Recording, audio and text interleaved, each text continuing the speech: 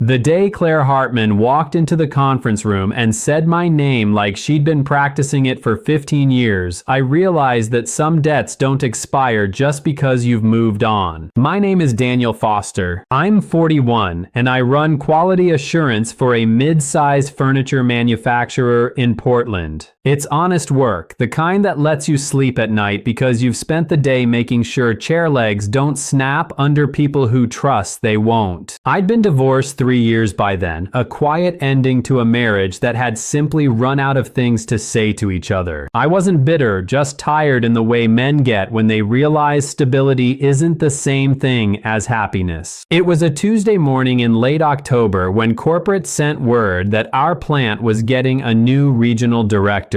The air in the building smelled like sawdust and machine oil, the way it always did, and through the high windows of the conference room, I could see the first leaves starting to turn against a steel gray sky. I was standing by the coffee station holding a mug with the company logo half faded from too many dishwasher cycles when she walked in. She wore a navy blazer over a white shirt, jeans that looked expensive without trying, and her dark hair was pulled back in a way that suggested she'd done it in the car. She was maybe 39, with the kind of face that made you look twice, not because it was perfect, but because there was something familiar in it, something you couldn't quite place. She set her leather bag on the table, looked directly at me, and smiled in a way that didn't reach her eyes. "Daniel Foster," she said, and my coffee went cold in my hand. "You probably don't remember me." But I did. Suddenly and completely, I did.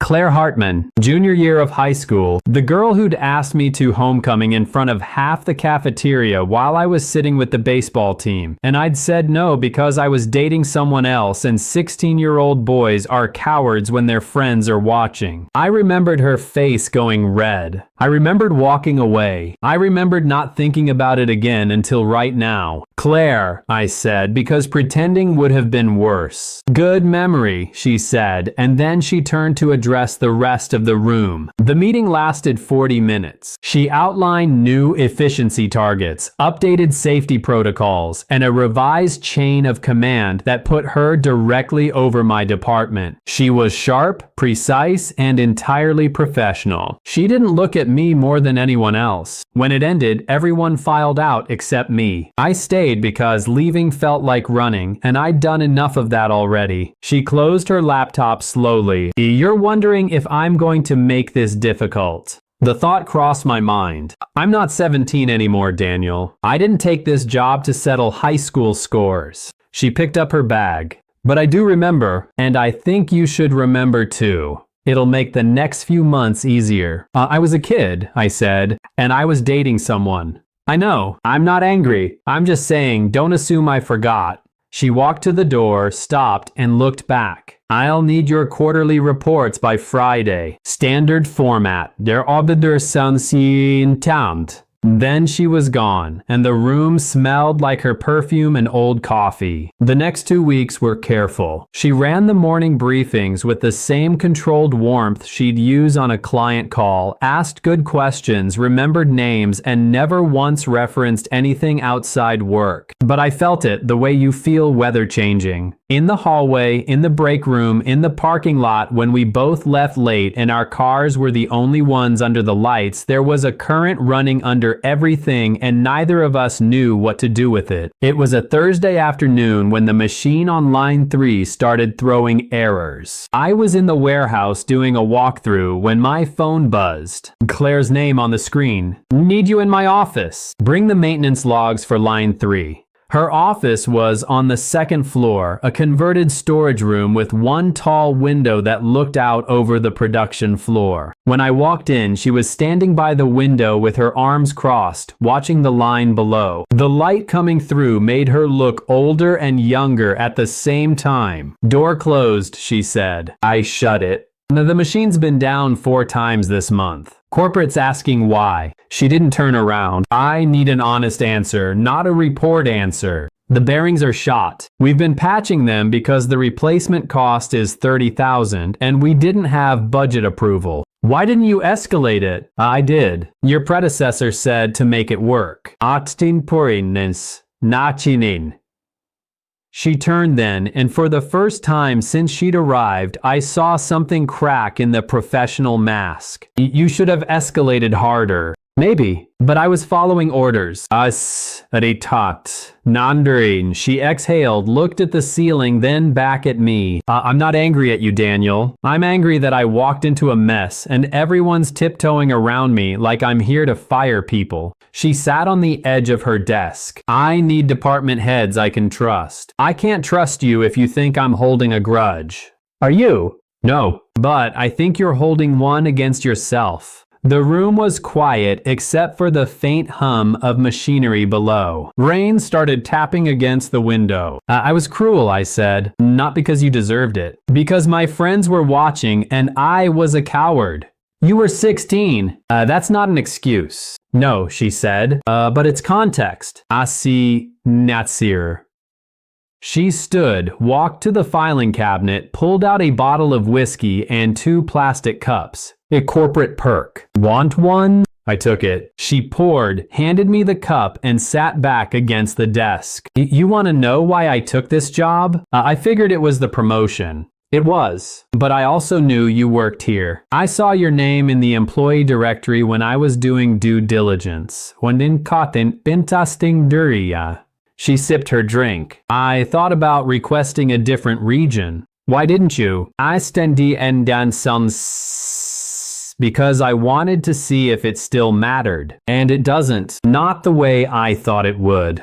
She looked at me. You were a kid who made a bad call in front of his friends. I've made worse calls as an adult, but I did spend a lot of years thinking I wasn't worth asking out, and I'd be lying if I said you didn't start that. The whiskey burned going down. Outside, the rain picked up. I'm sorry, I said. For what it's worth now, I'm sorry. She nodded slowly. Okay. Yeah, I believe you. She finished her drink. Now get me a real plan for line 3 by tomorrow. And stop walking on eggshells. I don't bite. During dates. I left her office feeling lighter than I had in weeks. Over the next month, something shifted. She started asking my opinion in meetings, not as a test, but because she actually wanted to know. I started staying late to help her dig through budget reports corporate had dumped on her desk like a punishment. We ordered takeout more than once, Chinese food in her office while rain hammered the windows, and we argued over equipment schedules. She was funny when she wasn't being careful. Dry, quick, the kind of humor that caught you off guard and made you laugh before you realized why. It was mid-November when the corporate VP showed up unannounced. Roger Milhouse, a man who wore expensive suits to factory floors and treated questions like insubordination. He arrived during the morning briefing, stood at the back with his arms crossed, and waited until Claire finished talking. Miss Hartman, he said, loud enough to stop the room. A word. Itson ni in endend. We all watched them walk into her office. Through the glass wall, I saw him talking, gesturing, his face red. Claire stood with her arms crossed, face blank. When he finished, he walked out without acknowledging any of us. Claire stayed inside, staring at the papers on her desk. I gave it 10 minutes, then knocked. Come in. She was standing by the window again. Corporate's pulling the budget I requested for line 3. They want me to make the current setup last another fiscal year. That's not possible. I know, but apparently my first quarterly numbers weren't impressive enough to justify capital expenditure. She turned. He also suggested I was too soft on department heads. Said I should consider replacing anyone who couldn't deliver under tighter constraints. He means me. He means anyone I trust. She sat down, rubbed her face. I told him I'd review personnel, but I'm not firing people to make a point. I sat across from her.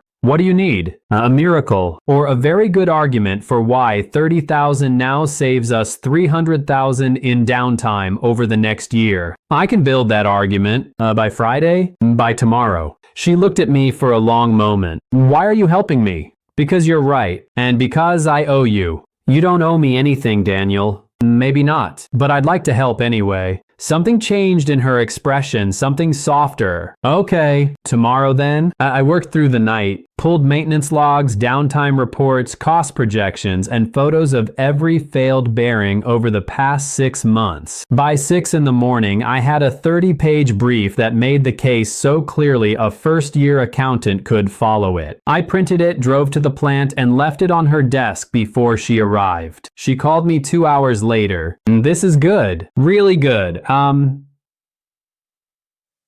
Will it work? I'm sending it up the chain. We'll see. She paused. Thank you. Anytime. Another pause. Daniel, are you free tonight? I'd like to buy you dinner. As a thank you. I should have said yes immediately. Instead, I hesitated just long enough for her to notice. Or not, she said quickly. I know it's complicated. Forget I asked. No, I mean yes. I'd like that. You sure? You sounded unsure. I'm sure. I just didn't expect it. Neither did I. I could hear the smile in her voice. 7 okay? There's a good Italian place near the river. I'll be there. I spent the rest of the day trying not to think about what dinner meant and failing completely. The restaurant was small, warm, and dim in the way good Italian places are, with candles on every table and a smell like garlic and red wine. Claire was already seated when I arrived, wearing a dark green sweater that made her eyes look softer. She'd let her hair down. You clean up nice, she said. So do you. We ordered wine, pasta, and spent the first 20 minutes talking about work because it was safer than talking about anything else. But eventually the conversation drifted, the way it does when you're not trying to control it. She told me about her marriage, a 3-year attempt that had ended when they both admitted they'd been trying to fix each other instead of love each other. I told her about mine, how we'd grown into different people and stayed together out of habit until habit wasn't enough. Do you regret it? She asked. The marriage? No. The way it ended? Sometimes. Der kein Ascendens. She nodded. I regret the time I spent thinking I wasn't enough. Took me a long time to realize the problem wasn't me. You know that now? Most days. She smiled. Some days I still hear that cafeteria in my head. I'm sorry I put that there. I know, and I meant it when I said I'm not angry. She reached across the table, touched my hand briefly, then pulled back. But I'd be lying if I said this wasn't strange, being here. With you. Good strange or bad strange? I don't know yet. The waiter brought dessert. We split tiramisu and drank espresso that was too strong and too good. When the check came, she paid before I could argue. Outside, the air was cold and sharp, the kind of November night that smells like coming snow. We walked toward the parking lot slowly, neither of us in a hurry. Can I ask you something? She said. After tonight, I feel like I should be nervous. She laughed. You probably should. Are you always this careful? Depends what I'm trying not to break. She stopped walking, turned to face me. The streetlight caught her face, and I saw something I hadn't seen before. Not anger, not hesitation, just clarity. For the record, she said quietly, I'm not made of glass. I didn't move. Neither did she. The space between us felt like a question I didn't know how to answer. I don't want to mess this up, I said. Then don't. She kissed me. Soft, deliberate, her hand on my jacket. When she pulled back, she was smiling. Well, was that okay? She asked. Yeah. That was okay. Tintir ding. We stood there for another moment. Then she laughed, shook her head. I can't believe I just did that. I can't believe you had to. Someone had to. You were taking forever. I was being careful. I know. That's why I like you. The next morning, corporate approved the Line 3 budget. Claire called me into her office, closed the door, and smiled in a way that had nothing to do with work. We got it, she said. I heard. Your report made the difference. Your argument made the difference. I just gave you the numbers. She walked around the desk, stood close. We're good at this. Working together. We are. I'd like to keep doing it. If you're okay with that. The work part or the other part? Both. Anster sender nana. Daten den. I'm okay with both. Astin di the same. She kissed me again, and this time neither of us was careful. 6 months later, we were standing in her kitchen on a Saturday morning, sunlight coming through the windows and the smell of coffee everywhere. She was wearing one of my old shirts, her hair still messy from sleep, reading the news on her tablet while I made scrambled eggs. Do you ever think about it? She asked. About what? If you'd said yes. Back then, answer didn't that's so. I set the spatula down, turned to look at her.